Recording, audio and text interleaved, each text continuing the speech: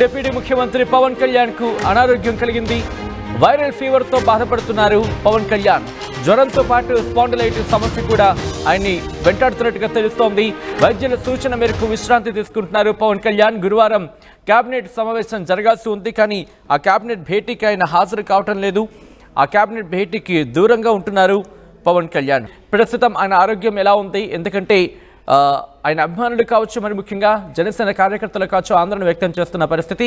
ఈ నేపథ్యంలో ఆయన ప్రస్తుతం ఆయనకు ఆరోగ్యం ఎలా ఉంది, ప్రస్తుతం ఎక్కడ ఉన్నారు, ఆయనకి ట్రీట్మెంట్ జరుగుతుందా, ఎక్కడున్నారో తెలుసుకునే ప్రయత్నం చేద్దాం. మా ప్రతినిధి రాజేష్ అప్డేట్స్ అందించేందుకు సిద్ధంగా ఉన్నారు. రాజేష్, ప్రస్తుతం పవన్ కళ్యాణ్ ఎక్కడ ఉన్నారు, ఆయనకి ట్రీట్మెంట్ ఎక్కడ జరుగుతోంది?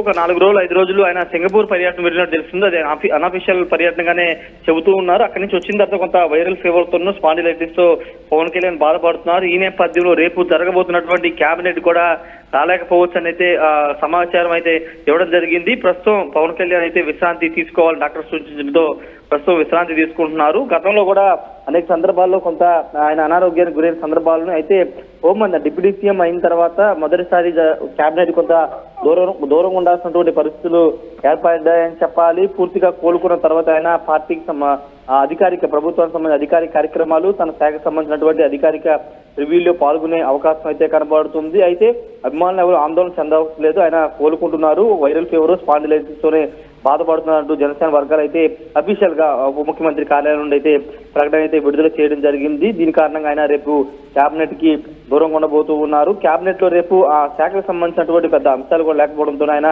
కొంత విశ్రాంతి తీసుకుంటున్న నేపథ్యంలో కేబినెట్ కూడా హాజరు కావట్లేదని తెలుస్తుంది.